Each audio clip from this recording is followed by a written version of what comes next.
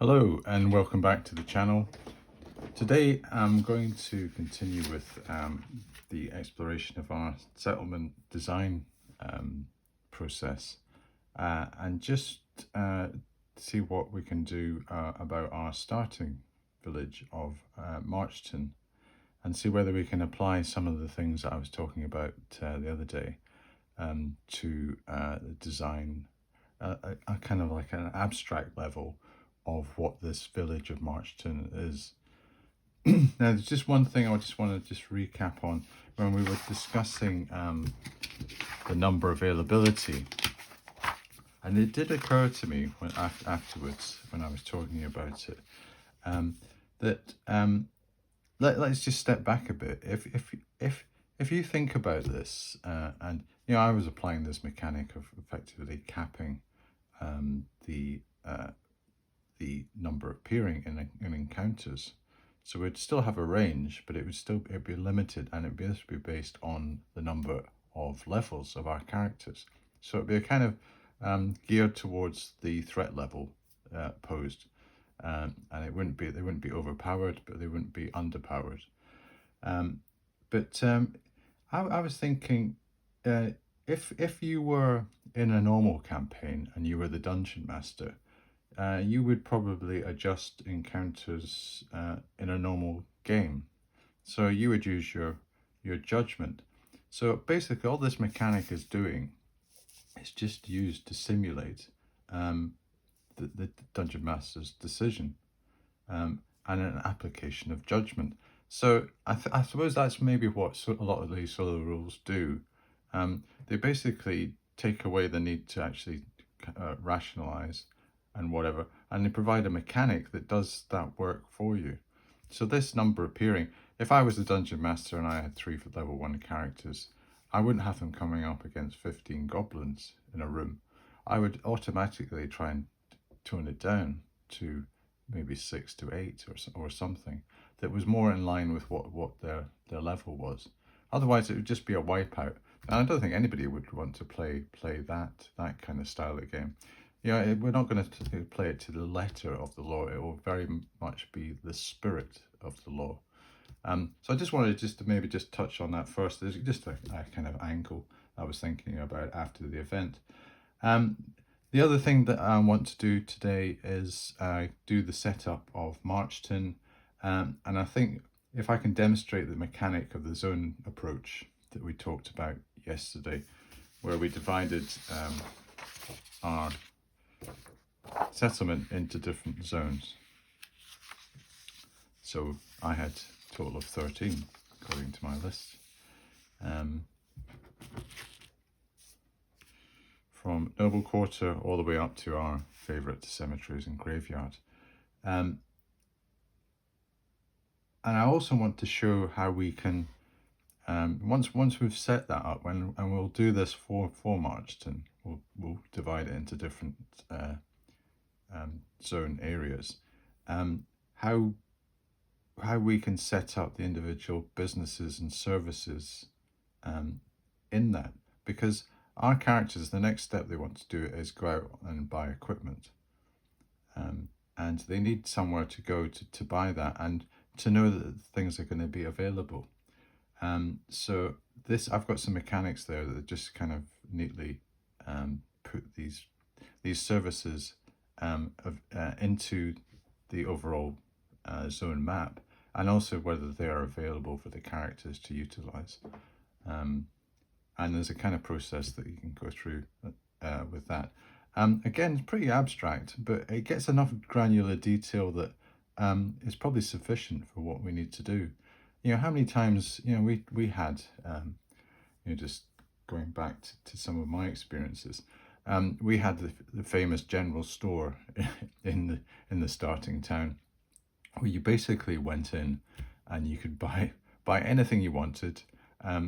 I think the nearest I've ever seen it, when I had a holiday in Florida, and I went into one of those large Walmart stores, and it basically sells everything. I was really surprised. I went up towards one of the corners of the store, and it went on for miles. And there's nothing really like it in the UK. And I went on, for miles. It's just enraptured by it. There's like things like fishing rods and tackle and all this sort of stuff in amongst all the groceries. And I got to this point where there was tires. They actually had tires. And I'm thinking, well, usually we would have that in a quick fit or something like that, in a different kind of retailer. And then they had all these. I suppose this is maybe the uniquely American thing. They had all these. I just suppose what you would call almost like semi-assault rifles, that sort of thing. So being a poor Brit, I was kind of taken. I was obviously very interested in this because I'm interested in firearms and stuff. But you would not expect it to maybe in your local supermarket. But that was kind of like the model maybe that the dungeon master or the dungeon um, uh, our dungeon master kind of must have based it on. Effectively, it was called the general store, and it sold everything. Now, what I'm going to have a bit of my favorite word, nuance, in my setup, and you'll have specific, like a blacksmith will do blacksmith work, and he won't be doing all sorts of other things, like making bread or anything like that. So I just wanted, because I know probably a lot of people have had that famous general store feeling, which has serves a purpose because you get everything you need and you can get on with adventuring. But I think one of the things I've explained with this campaign is I just wanted to try and almost go through all the different individual steps, and some of the dry, like the dry things, the mechanics and whatever, can sometimes be quite interesting and a bit of fun. Maybe there are things to do with purchasing equipment that you'll find quite stimulating and interesting. And I'm hoping I'm going to be the one to show you that. Okay. I just wanted, before we finished up on the rules, I'd got to my guidelines on adventuring and settlements. And I just wanted to just give you an idea how this works when we were doing our when we were moving around between these zones. So say we wanted to go from the inn to the merchant quarter, which was 2 zones away. We'd start using these rules. So I'll just give a quick recap. I'm not going to go into too much detail, and obviously it's going to be easier to show it when we actually go out and do the shopping trip. But when you're moving around a settlement, it takes 1 turn to move between the adjacent zones and 1 to move within a zone to a different area for cities only. So I've showed you that when we had our I don't actually have my, yeah, I think from yesterday. We had this set up where we had the different zones, and the inn was here and the merchant area was here. So that would be 1, 2, 3, it'd take 3 turns to get there. And without directions, characters risk a 1 in 6 chance of becoming lost in villages, or a 2 in 6 in towns and cities. So if we haven't got anybody in our party that isn't a local, and we have to ask for directions. Otherwise, there's a chance of us being lost. And if we do become lost, we roll 1d12 on the settlement area table, which is this thing here. Ignoring the starting area where we've come from. So say we started off in the inn, which would be zone 10. We'd ignore that, so we'd do a 1d12, so whatever that lands on. Ignoring the starting area to determine where they end up. So we could end up anywhere. And then at night time, it's even worse. We add 1 to lost checks at night. So if we were in a town or city at night, we'd have a 3 in 6 chance of getting lost. And we could end up in, some rather horrible places like the underworld or cemeteries. So I'm saying, just this abstract kind of mechanism adds a bit of kind of spice and danger into any navigating around towns or cities that you aren't familiar with at all, and you actually have to rely on the locals to help you out. So I'm saying that this roughly adds 1 to 3 turns to the move, with another lost check required afterwards. So you might have ended up in a place that, say I've ended up, I've started in the inn in 10. I've tried to get to, say, the merchant quarter, merchant district here, and I got lost.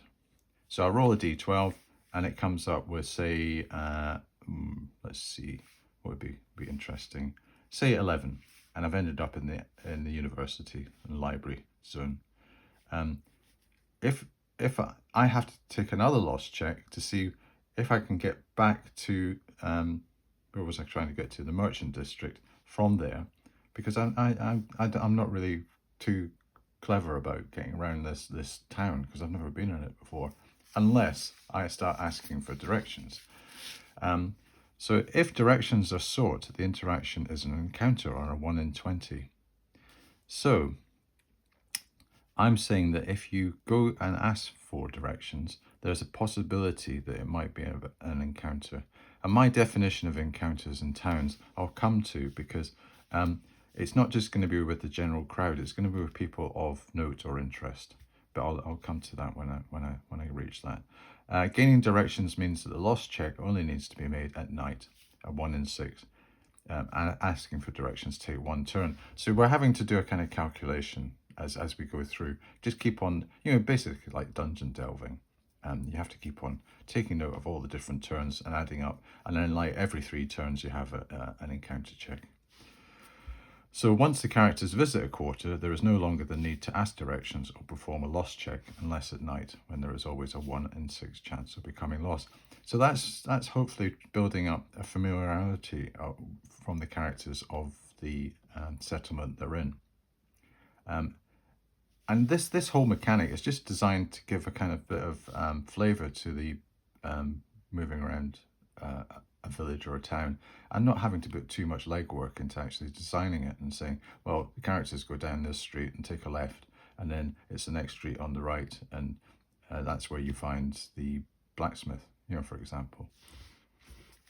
Okay. Settlement encounters. Per the Dungeon Master's Guide, encounters in densely populated areas are 1 in 20. So that's according to the DMG. That page that I tried to find the other day. I wasn't very good at. I wish I just remembered the number. But it's always before this lady by the mystic by the pool. And I never quite work out what these characters are up to, because they all seem to be part of the same party. But I'm never sure whether this lady here is part of that party, or she's some sort of like almost like water spirit or dryad or something, and she's saying, stop or something, I'll give you some advice. They don't seem to be, it's not adversarial or anything, it's like she's giving them advice. But that's an aside. That's a good thing about like all the art in the Dungeon Master's Guide and the Player's Handbook and stuff. It's fantastic. It's very evocative of the thing. You could spend all your time just looking at the pictures, which I think we did a lot back in the day. So yes, population density, relatively dense, 1 in 20. So I'm using that as my basis. And what I'm saying is, encounters are only with those residents who are significant, important, notable, or different, and not the general crowd who are assumed to be going about their business all around the characters. So it's a way, remember the Green Dragon Inn? And we had that, I didn't want to have the assumption that the Green Dragon Inn was just the occupants and it was empty. But there is a crowd, there's a crowd factor, and this has the same, any city or town or village has a crowd factor. So there's people moving around. They're just not very important. They're in the background, they're the extras.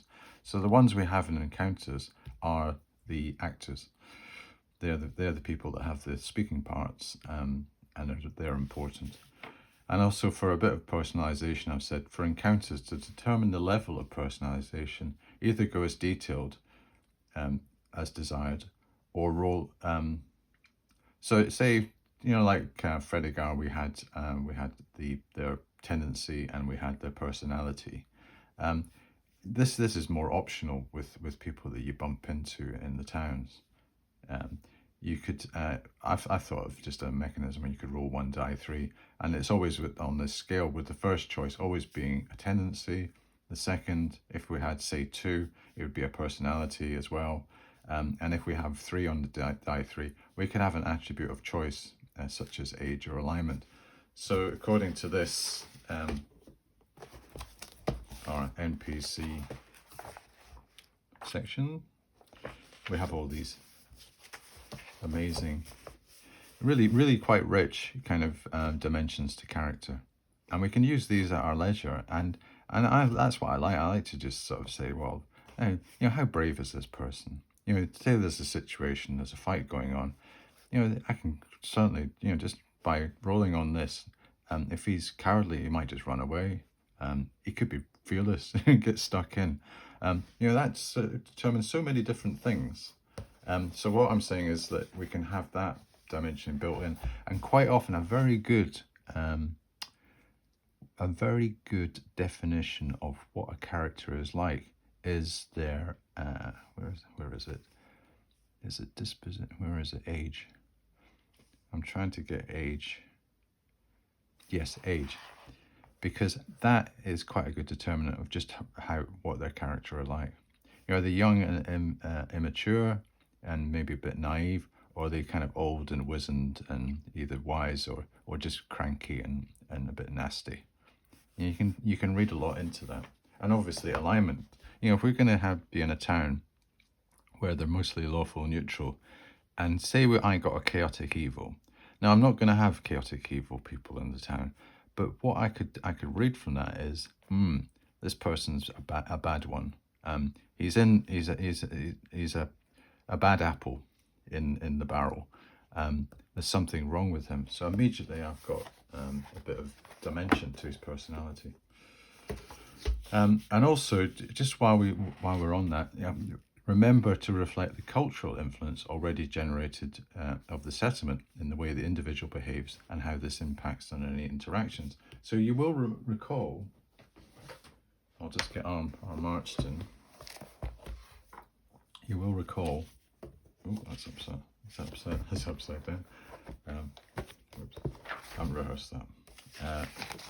Here's Marchton, and we had citizens that we looked at their disposition, their materiality, their honesty, their energy, and their piety, and we had ratings on that. So bear that in mind, because that is supposed to be like a cultural footprint that's embedded on every single individual, and they're not always going to be to type, but 9 times out of 10, that's a good kind of guide of just what the town's culture is. And also I have some granularity on which tables to use for encounters. So to determine which table to resolve the encounter on, roll a D100. So say we have a 1 in 20, we've scored a 1. For city, town, and villages, there's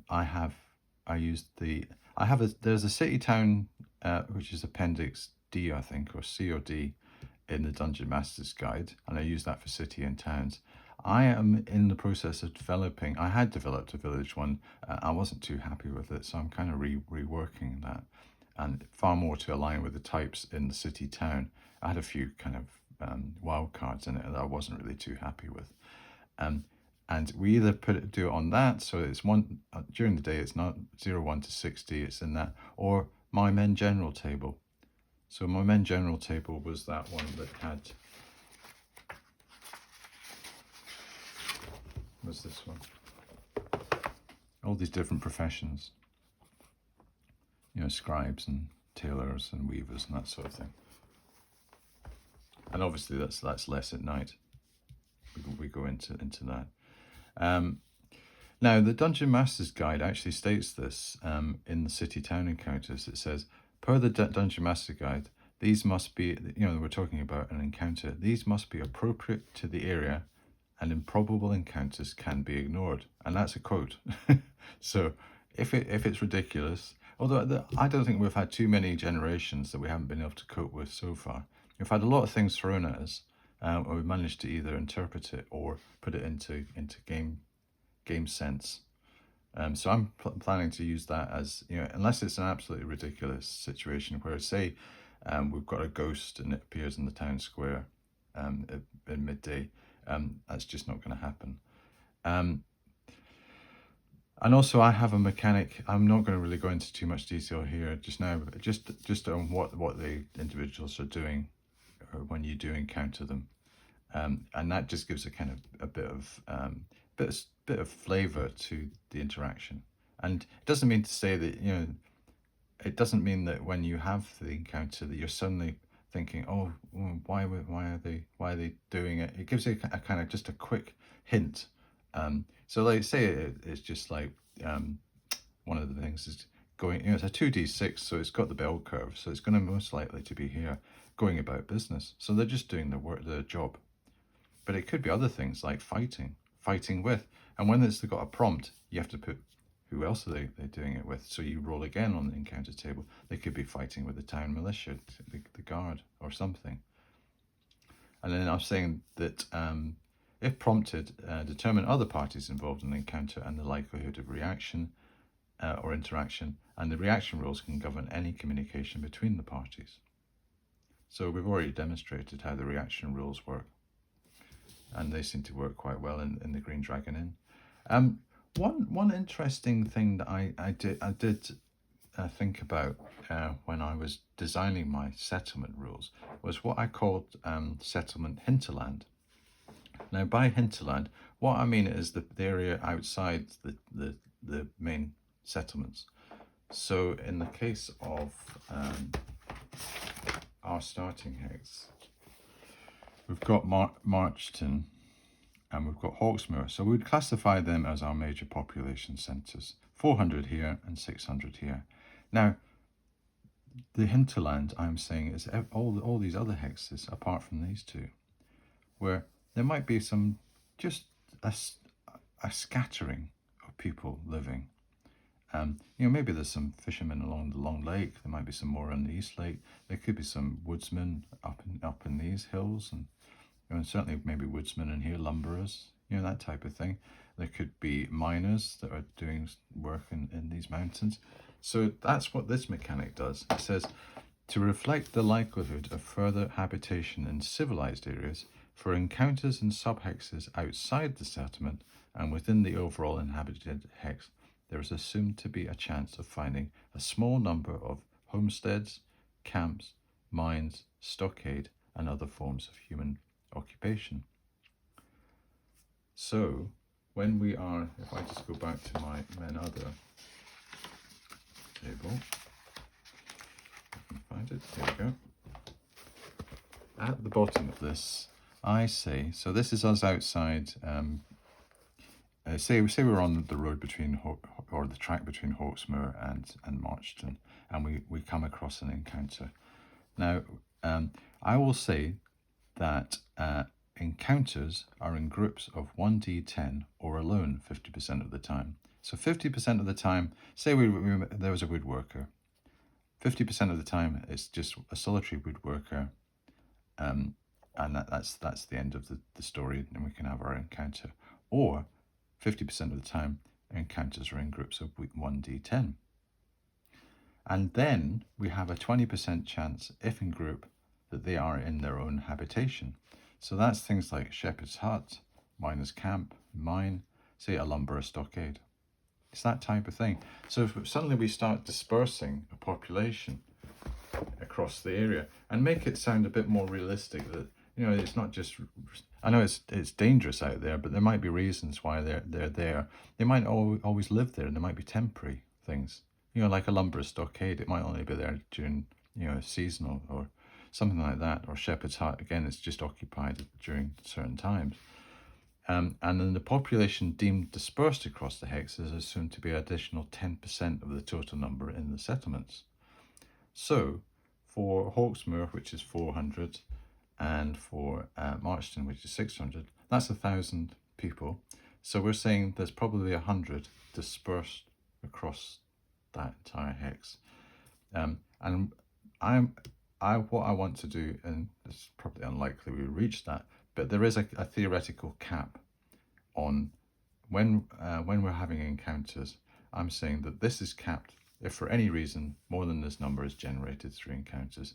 So say we find 20 mines with 10 miners in it, that's not going to happen.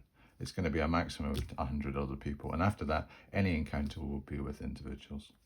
So I just thought that was quite a nice little mechanic, just to bring in almost like a kind of another dimension that that the place has got some life outside the settlements, and they could be, and also, remember the table here on page 173,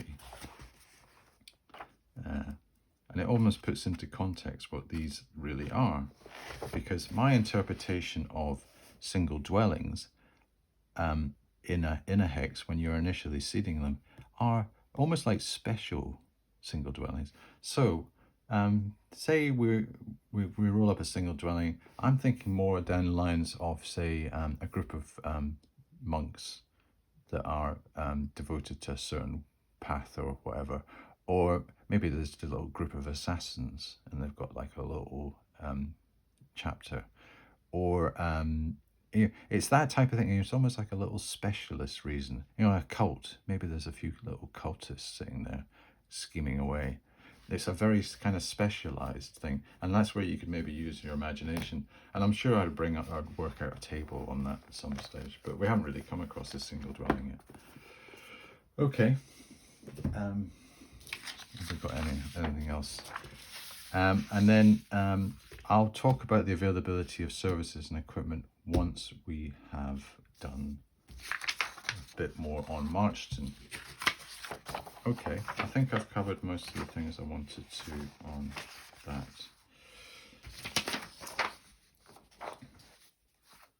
Now on Marchton, let's add a bit more flesh on the bones and go through that same process and see whether we can actually create a kind of abstract map for Marchton as our starting village. So the only things we know about Marchton is what we've got down here in our tome. It's a village, population 600, the government's feudal, the ruler's lord seaward. We've just established that it's poor, but the services have been enhanced by the presence of his retinue. The appearance at first is nondescript. It's a fortified mountain village surrounding a central keep built into the mountainside. The economy is farming, and there's pastoral. There's fishing in the lake. We've got all the dispositions, what the culture's like. They're easygoing, they're aesthetic, they're scrupulous, their energy's normal, and they're zealots. Their religion is the Church of Bane, but this Alaron, which is a lawful good deity, has an influence. It's strong.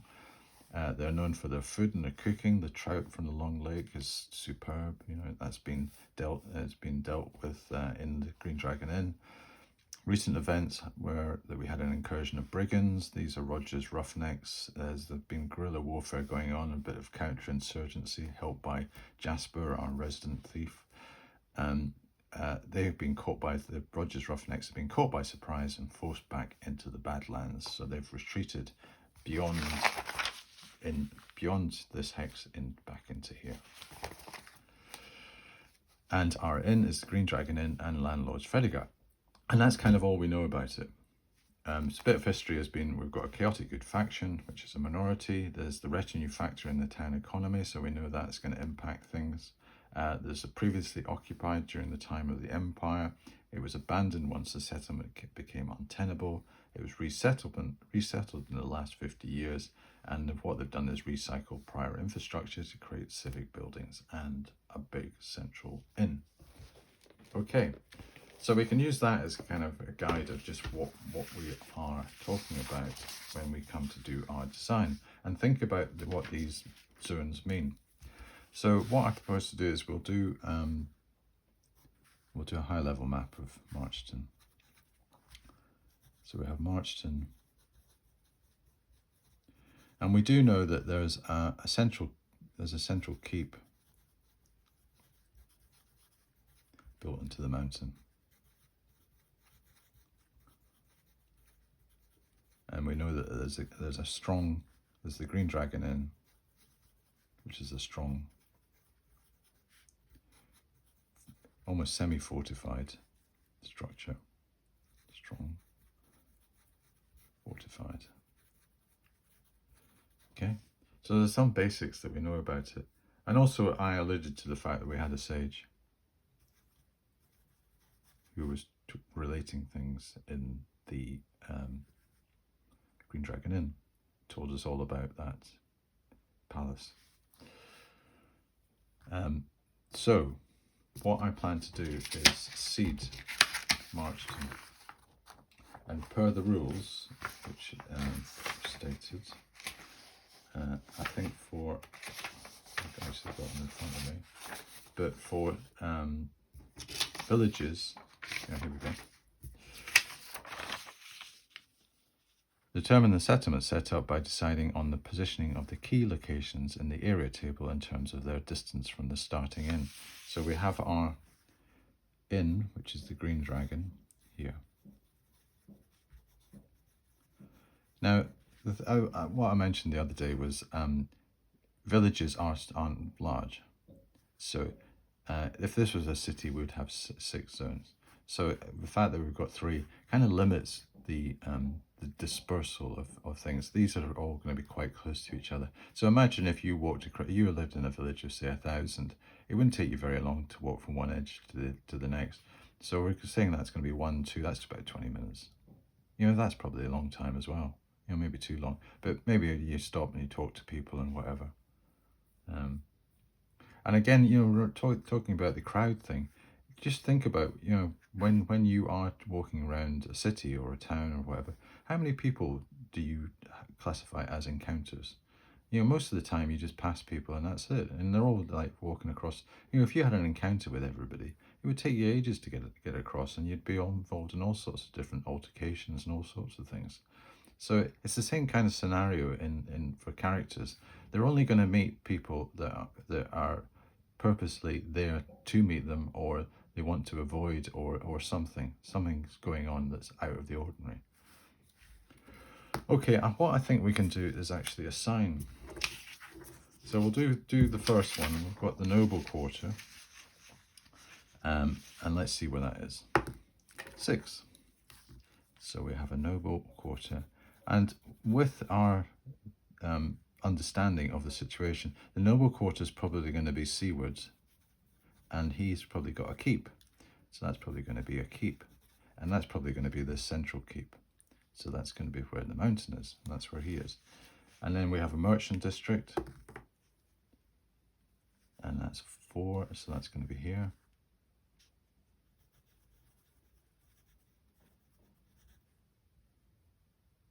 District. And that could be things just like local, you know, it's classified as the middle class.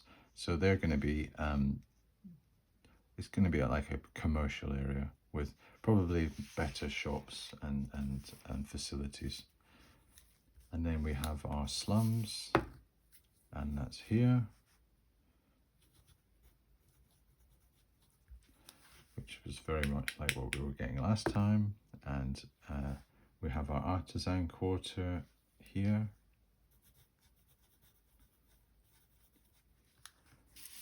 Sometimes it's better just to keep the numbers so that we can remember. So when you were looking for just the numbers between, I've put that as 2, and slums was 3. Right, we're up to industrial zone. 5. So industrial's over here too. Industrial and market district 1. Yep. 6 market. And the temple here is here. 7 temple. And the guard quarters, yeah, which makes sense. We're over here with, that's probably the barracks, right next to Seaward's keep. And our town hall, yep, town hall's here, or civic building.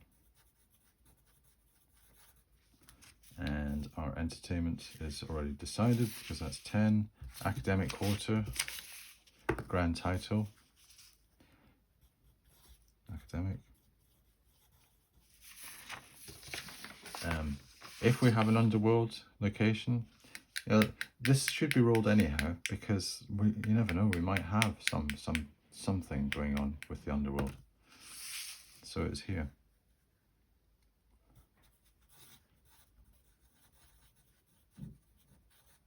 And then finally our creepy place, the one that's the wild card. Yes, maybe there's... Now, see, that's begging the question: are the catacombs below the keep? Remember, this has been recolonized. So what happened in the, once the empire fell, maybe things have moved in and are just hiding in the catacombs. So we'll put down that as weird.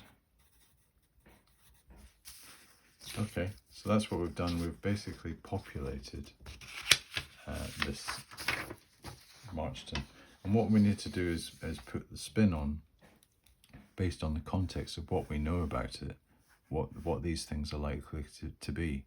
And one way you can do that is by checking out what the actual businesses are going to be in some of these things. So I've got these rows here, which are availability of services and equipment. So when you're searching out services or resources, to establish whether a service is available, use what I call the resources services availability table. And I have taken this. I've used a source for this, which is just check my notes. Yes, it's the AD&D World Builders Guidebook, written by Richard Baker, I think in about 1982, and he's got a chart that has, I've got an extract of some of them, which are these different types of professions, and there's a whole list. There's maybe about 30 that you list, and it shows you the chance of having per block of population per 500 how many of these businesses you have and what the chances are. So I was going to use that to seed Marchton. So we can have we can establish whether a business or service exists. This will be placed within the appropriate area in the settlement map. So we could say we've got a blacksmith. According to this table, we should have 1D3. So we've got 3 blacksmiths. We have 3 blacksmiths. So that will be in the artisan area. So we've got 3 blacksmiths. So once I take this raw thing, I would make this, and say one sheet with all the different zones thing, and list under each zone, under each area within the zone, what individual businesses I'd have in it. If I wanted to go to that level, maybe I was just after specific things. So I say I wanted, we've got like a weaponsmith. So there's a 25% chance of having a weaponsmith. So we could say, well, what's the chance of us having a weaponsmith at Marchton? We don't. What's the other thing we've got? We've got an alchemist, that's 5%. We have no alchemist. A sage, 8%. Now the only difference with the sage is we know we have at least 1, if not 2, because we've got Rubicus, who is seaward sage. But if we didn't have we didn't know anything about it, there's only an 8% chance for a population of 500. What's another one that would be useful? Tanner. That's where Tristan worked. So there's 1D3 of them. Tanners. Armour. Armour is important. Let's see if we've got an armour that's non-seaward orientated. Yes, we do. So that's good. So we have at least 1 armourer, and we'll have that in the arm. So 1 armourer, very useful. So at least we've got access to armour. And once I've established what these are, what the individual businesses are within each of these individual areas, I can start applying this whether services and equipment are available. So when trying to purchase equipment or services, once the existence of the business is determined, you need to achieve the availability score. And if you fail this availability, either the item or equipment is not stocked, or it is more expensive than the player handbook cost. And what I'm saying is a kind of overall catch-all. There's no need to check for common items such as provisions, clothing, or adventuring equipment if in larger settlements. Now that's probably not going to apply here because we're in a smaller settlement. And this is how we generate this availability score. So you have a base availability dependent on the size of the settlement in the first place. So we're saying we start with a 25%, and then it's modified by the wealth.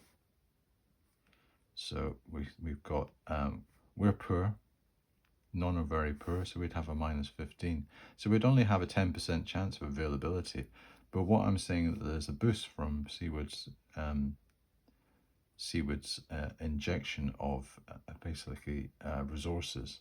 So I would probably use discretion and maybe boost that back up, or even improve it, say maybe 35%.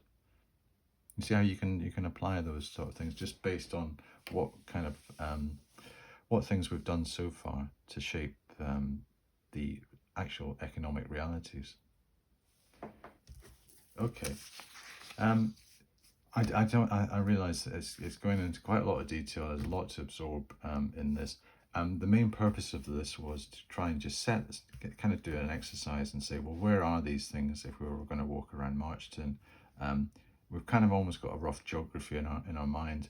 We can apply what things like slums actually means. Well, that might mean about 20 small shacks or something, in for maybe 200 to 300 people. Or maybe where some of the serfs live when they're not out in the fields or doing something. The artisan thing might just be about 3 or 4 shops. We've got 4 already. There might be a few more. Things like the town hall might just be one building. It will probably be one building, which is like a stronghold. The underworld, we don't even know if we've got one. We might have a weird thing underneath the keep. It's that type of thing that we could go into more detail if we felt the need. But certainly we've got something more in our brain about what Marchton's all about. Okay. Well, what I'm going to plan to do is I'll draw this up a bit more in detail and make it a bit cleaner version, and then we can use this as a kind of springboard to actually start moving around the town, or sorry, the village, and buying some of the equipment that we need for our player characters. Okay, I think I'll just leave that for today, and I'll see you next time. Thanks for watching.